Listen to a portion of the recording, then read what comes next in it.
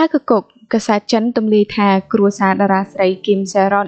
មានរូបភស្តុតាង200សន្លឹកដែលបញ្ជាក់ថាតារាប្រុសគីមសូយុនល្អោកល្អឿននឹងនាងតាំងពីនាងមិនទាន់គ្រប់អាយុមកម្លេះកាលពីយប់ថ្ងៃទី10ខែមីនាឆ្នាំ2025កន្លងទៅសារព័ត៌មាននិងសាធារណជនជាច្រើនគឺមានការភ្ញាក់ផ្អើលជាខ្លាំងក្រោយពីមាន Channel YouTube មួយបានទម្លាយថាតារាសម្ដែងប្រុសគីមសូយុន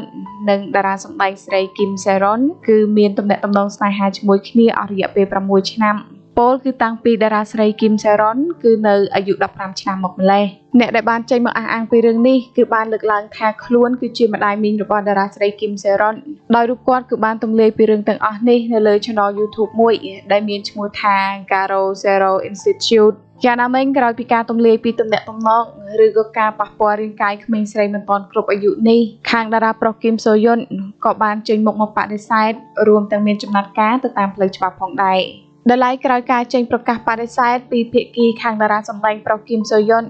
សារព័ត៌មាន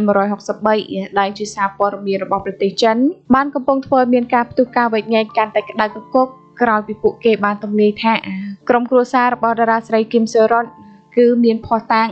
ដែលមិនអាចប្រកែកបានដែលបានបញ្ជាក់ថាតារាប្រុសគីមសូយុនគឺបានមានទំនាក់ទំនងស្នេហាមិនសមរម្យជាមួយនឹងក្មេងស្រីមិនទាន់គ្រប់អាយុភស្តុតាងទាំងនោះគឺជារូបភាពល្អោកល្អឿនគ្នាចំនួន200សន្លឹកនៃតារាសម្ដែងស្រីគីមសូរុននិងតារាសម្ដែងប្រុសគីមសូយុនអំឡុងពេលដែលពួកគេទាំងពីរនាក់កំពុងតែតាក់ទងស្នេហាគ្នាឪពុកម្ដាយរបស់តារាស្រីគីមសូរុនគឺបានប្រើប្រាស់ភស្តុតាងទាំងនោះដើម្បីបកអាក្រាតទង្វើរបស់តារាប្រុសគីមសូយុនដែលរូបគេបានប្រព្រឹត្តទៅលើកូនស្រីរបស់ខ្លួនបន្ថែមពីនេះមហាជននៅចិនក៏រកឃើញដែរថារូបភាពដែលថតផ្អឹបមុខគ្នាដែលតារាស្រីគីមសូរុនបង្ហោះនៅមុនពេលដែលនាងស្លាប់នោះគឺថតនៅក្នុងឆ្នាំ2016ពួកគេបានអះអាងថា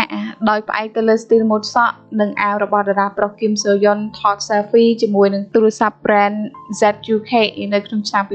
2016គឺដូចគ្នាទៅនឹងរូបថតស្និទ្ធស្នាលដែលតារាស្រីគីមសូរុនបានទម្លាយនោះមែនតើនៅក្នុងឆ្នាំ2016តារាស្រីគីមសូរុនគឺមានអាយុត្រឹមតែ16ឆ្នាំប៉ុណ្ណោះបច្ចុប្បន្នរឿងពិតប្រាកដយ៉ាងណានោះគឺមិនទាន់បានដឹងនៅឡើយនោះទេប៉ុន្តែមហាជនជាច្រើនកំពុងតែផ្ទុះការវែកញែកយ៉ាងខ្លាំងមែនទែនតែម្ដងជុំវិញរឿងរ៉ាវដ៏កក្រើកមួយនេះចាពុកម៉ែបងប្អូនទាំងអស់គ្នាចាសម្រាប់ព័ត៌មានខ្លីដែលកំពុងតែកក្រើកនៅលើបណ្ដាញសង្គមតាក់ទងទៅនឹងតារាសម្ដែងប្រុសដ៏ល្បីប្រចាំ K-drama គឺលោកគីមសូយុនដោយពេលនេះគឺកាសែតចិនបានទម្លាយថា